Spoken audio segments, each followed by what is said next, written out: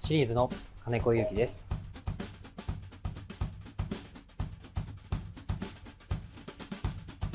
それでは、今回は当店のスーシェフが、ふわふわ卵とエビのチリソースの作り方をご紹介します。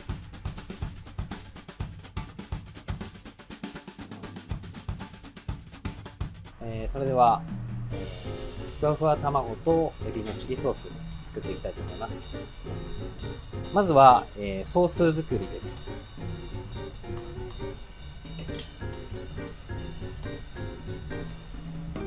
分量の調味料を全部、ボウルに合わせていきます。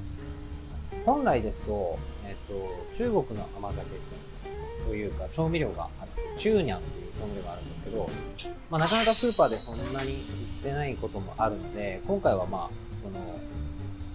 般的にというか、どこにでも売っているような甘酒で代用した。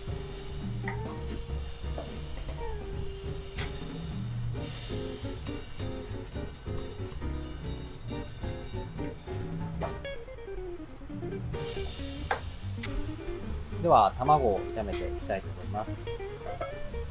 油は大さじ2杯ほどで、できるだけ高温というか、少し煙が出るぐらいまでフライパンを温めていただいて、手早く火を通していきます。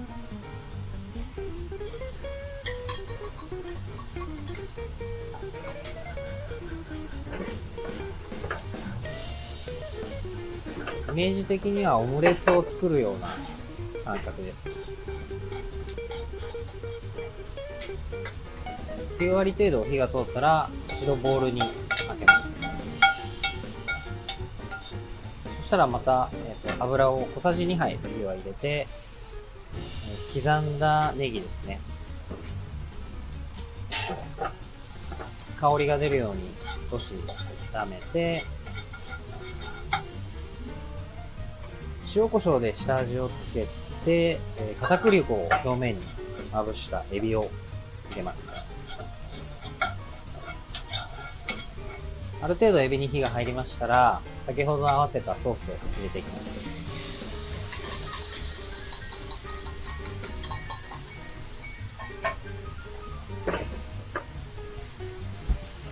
火加減は、強火で大丈夫です。で、ソースが一煮立ちしたら、角切りにしたトマトですね。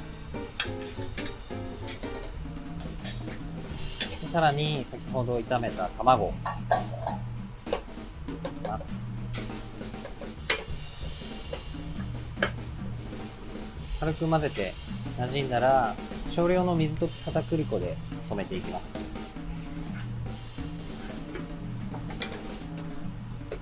では、お皿に盛り付けていきます。